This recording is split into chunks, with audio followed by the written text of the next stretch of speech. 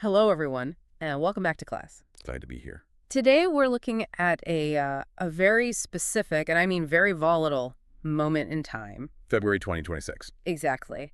And if you were to, look at a map of the Middle East right now, it would almost feel disorienting. It's like watching a split-screen movie. That's a great way to put it. On one side, you have this loud, high-stakes drama. Right. Aircraft carriers, nuclear threats. Big diplomatic gestures between the U.S. and Iran. It's cinematic, it's noisy, and it just demands your attention. It creates a tremendous amount of, noise. But then on the other side of that screen, you've got something much quieter. Almost bureaucratic. Exactly. Bureaucratic, but arguably just as permanent. You have these structural changes happening in the West Bank that are fundamentally altering the geography of the region. And the thesis we want to explore today is how those two screens are connected. Right. The idea that the noise from screen one, it's basically acting as a cover for screen two. A smoke screen. That's the lens. We're looking at how this high-stakes nuclear diplomacy becomes a kind of a diversion. So while the world is worried about the bomb, The prisons in Iran are filling up, and the borders in Israel are, they're being redrawn. so our mission today is to navigate that tension, the military posturing versus the actual negotiation, and see how domestic policies are shifting so fast under the cover of it all. Okay, so let's set the scene. It's February. The USS Abraham Lincoln is parked in the Arabian Sea. You've got U.S. envoys in Oman. And at the same time, you've got rhetoric flying around about atomic bombs and annexation. It's a real powder keg. But also somehow a negotiation table. It is both.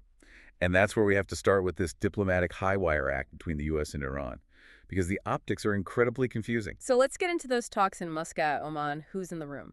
Well, you've got the key players, the Iranian Foreign Minister, Abbas Araki, and for the U.S., envoys Steve Witkoff and Jared Kushner. So not a low-level meeting. Not at all. These are the heavy hitters.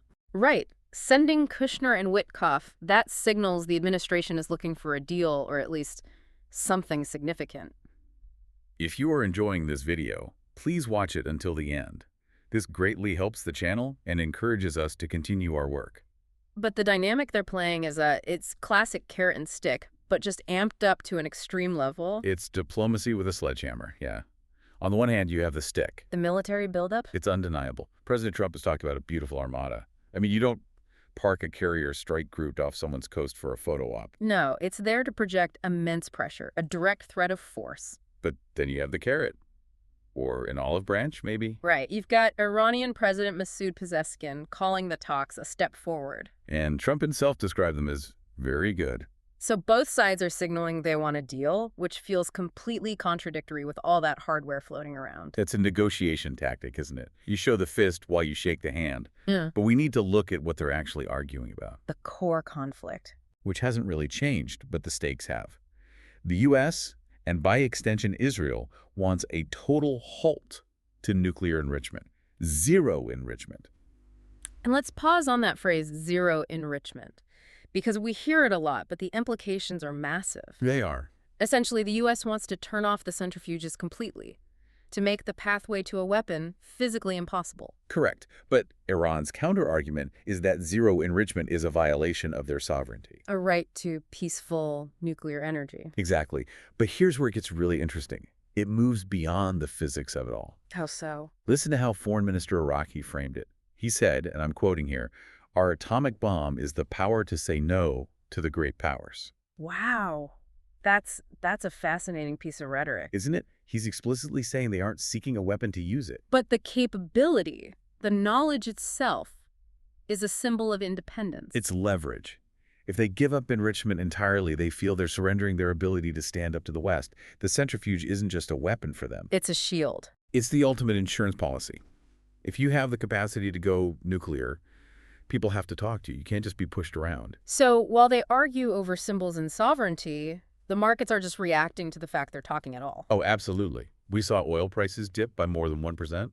Just because the immediate fears of, supply disruption in the Strait of Hormuz eased up a little. The global economy loves stability. But, and this is the darker side of that coin, while the world breathes a sigh of relief, the Iranian regime is using this moment to secure its internal front. Precisely. Which brings us to that disconnect we talked about. the external smile and the internal iron fist. Because while Iraqi is in Oman talking about steps forward, the situation on the streets back in Iran is just brutal. It's a stark contrast. You have to look at the aftermath of those massive protests from late December 2025. The regime is tightening its grip, hard. And the numbers. They're staggering. The toll is staggering. We're seeing figures that are, frankly, hard to even comprehend. And they're contested, which is typical in these situations. The Iranian government's official number is, what, just over 3,000 deaths? 3,117, yes. Yeah. And their claim is that many were security forces or innocent bystanders killed by terrorists. But when you look at independent monitors, the picture is much, much worse. The gap is massive. The U.S.-based human rights activists news agency HRA Now, they verified nearly 7,000 deaths. And that's just the verified ones. Right. They have over 11,000 more cases still under investigation. And UN estimates suggest the final toll could be over 20,000. 20,000 lives. That's just... And then there are the arrests. Over 50,000 arrests. 50,000 people. Mm-hmm. To put that in perspective, that's the population of a small city. All put behind bars in just a few weeks. That's not crowd control. That's a purge. And the regime isn't just arresting random people. They're shaping a narrative. The standard playbook. Absolutely. Yeah. State television is broadcasting these forced confessions from detainees. All claiming to be funded by foreign intelligence, I assume? Of course. Funded by Mossad via Erbil in Iraq. By blaming Israel and operations out of Iraq, they transform the protesters from dissidents into enemy combatants. Which justifies the use of military-grade force against their own civilians. It lets them frame the crackdown not as suppression, but as national defense. And what really stands out is who they're targeting. It's not just kids on the street. They're going after the political opposition. Prominent reformist politicians.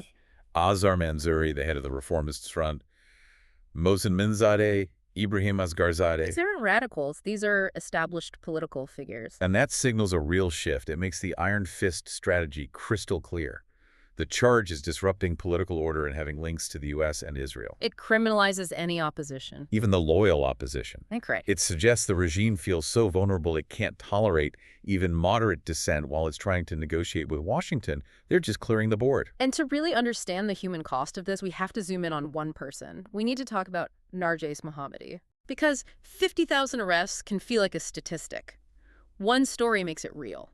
And Narges Mohammadi she's a Nobel Peace Prize laureate. She's the most potent symbol of resistance inside the Iranian prison system. The moral center of the opposition, you could say. And despite all that international status, despite the Nobel Prize, she's just been handed another sentence. Over 7 more years from a revolutionary court in Mashhad. Let's break that down, because the sentence itself tells a story. 6 years for gathering and collusion. 1.5 for propaganda. Plus exile. 2 years of exile to the city of Kos and a travel ban. They're not just imprisoning her, they're trying to bury her voice completely, isolate her. And the context of her arrest, she was at a memorial service for a lawyer? For Khosrow al-Kurdi, she wasn't leading a riot, she was at a memorial. And her health it's not good. Deteriorating. She just went on a hunger strike February 2nd to the 8th. She's a bone lesion, she's had previous heart attacks. The cruelty is the point. They're showing no one is untouchable. It sends a chilling message, doesn't it? If a Nobel laureate can be treated this way. What hope does an anonymous student protester have? That's exactly the message. No one is immune. So while the foreign minister smiles in Oman, the judges in Mashhad are locking the doors for good. Okay, so we have this intense situation with Iran, diplomacy abroad, crackdown at home. But like we said at the start, there's another screen to watch. Yes. While everyone is staring at the Persian Gulf, something massive is happening in the West Bank. This is the distraction theory in action. The focus on Iran, Lebanon, Gaza. It has provided this huge geopolitical shadow. And in that shadow, the Netanyahu government is making moves that might just be irreversible. Gradual annexation, not with a big ceremony, but... in the fine print. Finance Minister Bezalel Smotrich and Defense Minister Israel Katz are driving this. And Smotrich has been very open about it. He said his goal is marrying the idea of a Palestinian state. He's not hiding it. And they're doing it through these bureaucratic changes that sound really boring but are actually revolutionary. They've approved new rules allowing Jewish Israelis to buy land in Area A. Okay, we have to pause on that because that is huge. For anyone who doesn't remember the Oslo Accords detail by detail, why is Area A so significant? It's the critical distinction. Under Oslo, you had Areas A, B, and C. Area C was under full Israeli control. Area B, mixed. But Area A... That was meant to be the heart of a future Palestinian state. Exactly. Under full Palestinian Authority administration. Civil insecurity. Legally, historically, it was off limits for Israeli purchase. So allowing land purchases there, it effectively erases the Oslo. Precisely. They're saying the distinction doesn't matter anymore. If you can buy land in Ramallah, just like you can in Tel Aviv, then you're treating it as a single market, a single state. It just erodes the very concept of a separate Palestinian territory. And there's another layer, the transfer of authority. From military to civilian rule? Yes, they're accelerating it. They're transferring authority from military bodies to civilian ministries. And this sounds technical, but legalistically, it is profound. Why is that? Because in international law, an occupation is temporary. It's managed by the military. The army is a placeholder until a political solution is found. Right. But if you transfer those powers to, say, the Ministry of Education or the Ministry of Transport, you're effectively saying this is no longer occupied territory. You're treating it as sovereign territory. As Judea and Samaria, integral parts of Israel. It is annexation by bureaucracy. So the West Bank is being treated less like occupied land and more like a suburb of Tel Aviv. That's a good way to put it. And the reaction has been sharp, but it's been drowned out. The Palestinian presidency called it dangerous. Jordan has issued warnings. But because the world is watching the aircraft carriers, this outcry just isn't getting the same traction. And the timing. Prime Minister Netanyahu is about to head to Washington to meet with President Trump. That's not a coincidence. The strategy seems to be establishing facts on the ground before the meeting. So he can present these changes as a done deal. A fait accompli, exactly. While the U.S. administration is consumed with the Iran nuclear deal, he can basically say, look, we can't talk about a Palestinian state here. Our law is now treated as Israel. The land's already sold. It takes options off the table before the negotiation even starts. Before the menu's even opened. So let's try to synthesize all this. You have the U.S. and Iran in this high-stakes dance. Threats of war, promises of peace. And a massive internal crackdown in Iran being obscured by all that diplomatic smoke. And on the other hand, you have the Israeli government using that crisis as cover to accelerate territorial changes that could permanently alter the map. It's like a magic trick, isn't it? Look at the hand holding the nuke. So you don't see what the other hand is doing with the map. That's a very apt analogy. These events don't happen in a vacuum. The U.S.-Iran talks create the geopolitical weather for the whole region. And right now, that weather is providing cover for some very harsh realities. It forces us to ask a really difficult question. When the world's superpowers fixate on one single issue like nuclear proliferation, what's the cost? That is the question of our time. We focus on the big weapon, the bomb, because it's existential, it's scary. But while we do that, fundamental rights are being dismantled. The right to protest in Iran, the potential for a sovereign state in the West Bank. These things are just being quietly taken apart in the background. Because our attention bandwidth is saturated by the nuclear threat. It's a sobering realization. We're watching history happen, but we might be looking in the wrong direction. Or at least only looking where the spotlight is pointing, while the stage crew dismantles the set in the dark. Which is why we have to keep watching both screens. The loud one and the quiet one. Because the quiet one is often where the future is actually being written. Well, that is all the time we have for this session. It's a lot to process, I know. And the situation is fluid. It could all look different next week. It very well might, but understanding these connections is the only way to really see the full picture. Absolutely. Thank you for joining us for this analysis. Thank you. If viewers enjoyed the video, they can subscribe to the channel, activate the notification bell to be notified about new videos, click the like button, and share the video with their colleagues as this helps us maintain the channel. Thank you.